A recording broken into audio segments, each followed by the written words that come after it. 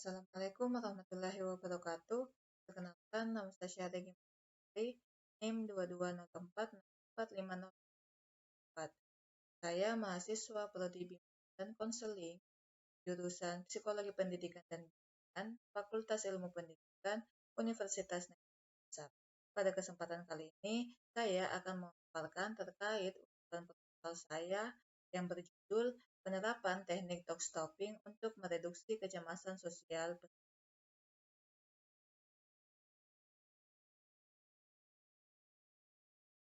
yaitu terkait dengan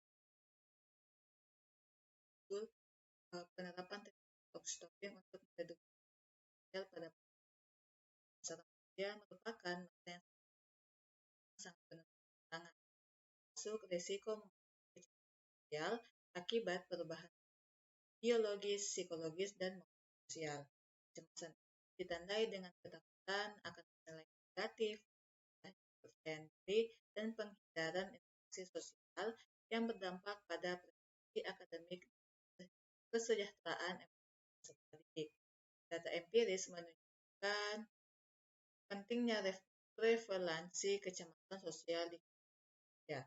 Observasi lapangan yang pernah saya lakukan melalui wawancara kepada peserta didik pada tanggal 14 November tahun 2024 menunjukkan bahwa kecemasan sosial muncul akibat pengaruh traumatis seperti takut tidak diterima dan merasa hanya dimanfaatkan oleh lingkungannya.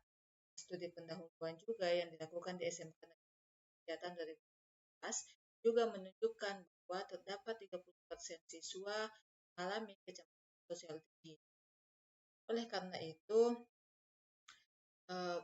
masalah ini membutuhkan intervensi efektif. Salah satunya adalah dengan menggunakan teknik talk stopping, di mana bagian kita menerapi perilaku kognitif atau CBT yang terbukti dapat mengurangi kecemasan sosial dan membangun kembali kepercayaan diri siswa. Penelitian ini bertujuan untuk menggali penerapan teknik tersebut di lingkungan sekolah sebagai strategi dalam layanan tersebut.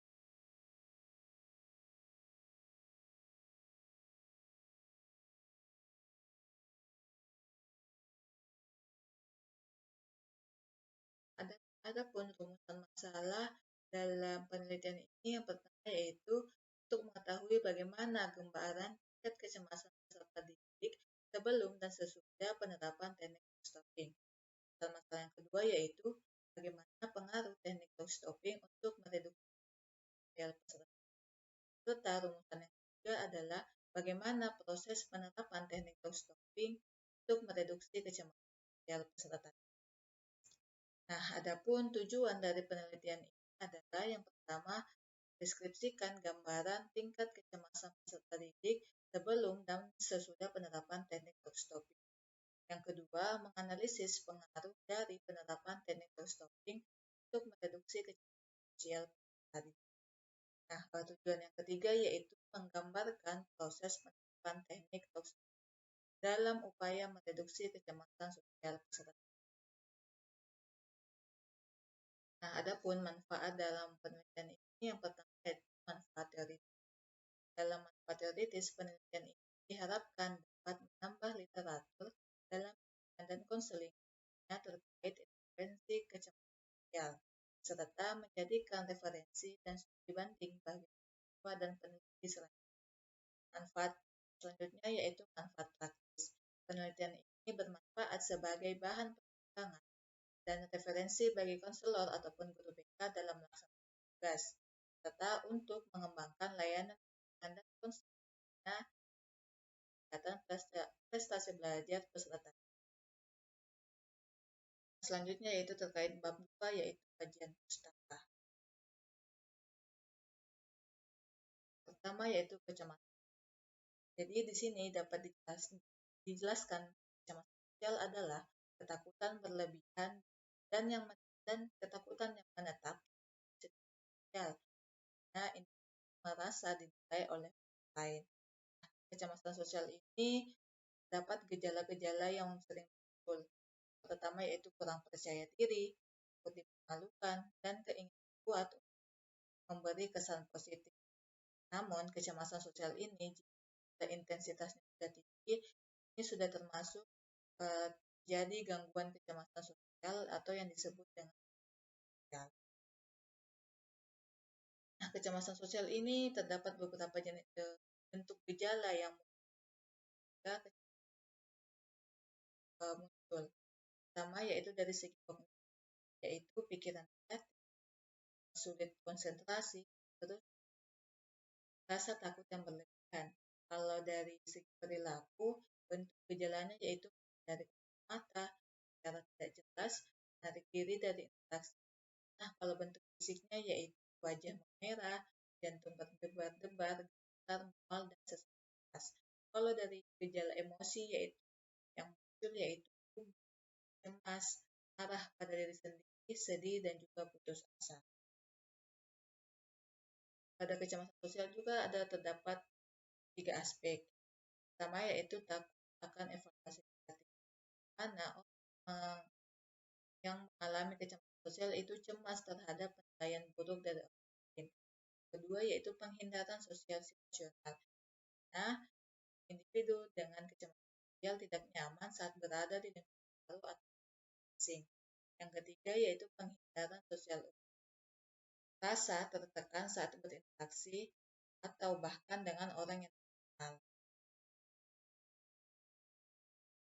Yaitu faktor-faktor yang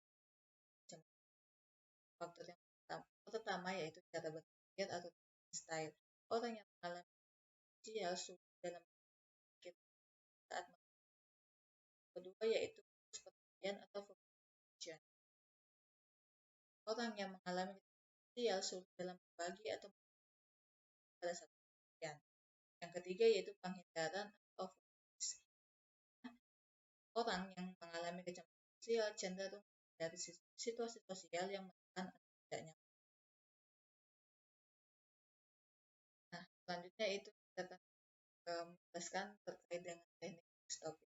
Jadi, teknik stopping adalah sebuah teknik dalam konseling perilaku yang bertujuan untuk menghentikan pikiran negatif atau tidak rasional yang dapat ini dilakukan dengan cara menyadari muncul pikiran, kemudian secara sadar stop untuk memutus alur pikir tersebut dengan gantinya dengan pikiran yang lebih positif atau produktif. Nah, tujuan dari teknik stopping ini untuk membantu individu mengendalikan fokus pikirnya agar tidak terjebak dalam pikir yang merugikan atau tidak mengenai sendiri. Nah, adapun tujuan lebih spesifik dari penerapan teknik pertama yaitu memperbaiki dan merubah sikap persepsi, cara berpikir, keyakinan, serta pandangan yang irasional menjadi rasional dan logis.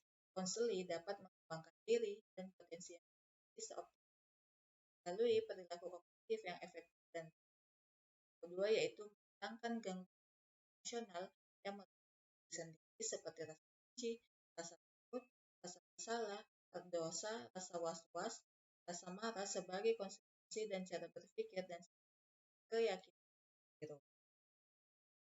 Pada penerapan teknik stopping ini ada beberapa tahapan pelaksanaan. Pertama yaitu penghentian pikiran. Pada tahap ini konselor memiliki tanggung jawab untuk menentukan menghentikan negatif. Kedua yaitu penghentian pikiran atau over interruption, di mana pada penghentian pikiran negatif dilakukan oleh konselor. Yang ketiga yaitu masih yang sama penghentian pikiran konseli, di mana pada tahap ini konseli menghentikan pikirannya dan mengulang cara yang kedua tapi dilakukan dalam ketiga yaitu pergantian dari pikiran yang tegas positif netral. Selanjutnya yaitu pekerjaan rumah dan evaluasi. Setelah pemberian teknik ini, konselor akan memberikan tugas rumah pada konseli agar menerapkan ketika sosialnya kali. Yang yaitu terang berdasarkan pustaka yang telah buat dia merancang terang pikir yang pertama mulai dari aja, terus ke kecamatan sosial, dan stop, dan akhirnya tujuan akhir adalah reduksi, yaitu hipotesis. Ini ada dua hipotesis yang saya gunakan, yaitu A dan HO. A adalah adanya pengaruh signifikan teknik terhadap sosial, serta HO adalah tidak ada pengaruh signifikan teknik stopik terhadap kecemasan sosial. Nah, selanjutnya yaitu di bab 3 tentang metode penelitian. Pada penelitian ini, saya menggunakan pendekatan kuantitatif dengan jenis penelitian eksperimen. Pendekatan kuantitatif dipilih karena penelitian ini bertujuan untuk menguji pengaruh variabel independen terhadap variabel dependen melalui pengukuran dan analisis statistik. Nah, pada penelitian ini jenis penelitian yang digunakan adalah quasi experimental design atau eksperimen semu dengan pola pre-test, post-test control group design. Desain ini dipilih karena peneliti tidak dapat melakukan randomisasi penuh terhadap subjek penelitian yang merupakan peserta didik di lingkungan sekolah, di mana terdapat keterbatasan administratif dan etis dalam penempatan subjek penelitian secara acak ke dalam kelompok eksperimen dan kontrol.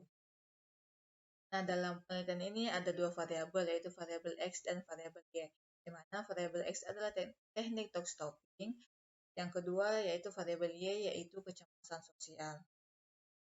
Nah, pada penelitian ini, teknik analisis data yang saya gunakan yaitu deskriptif, di mana terdapat rata-rata dan juga persentase dari hasil analisis yang dilakukan, serta ada pengujian data menggunakan uji normalitas, uji homogenitas, dan uji hipotesis.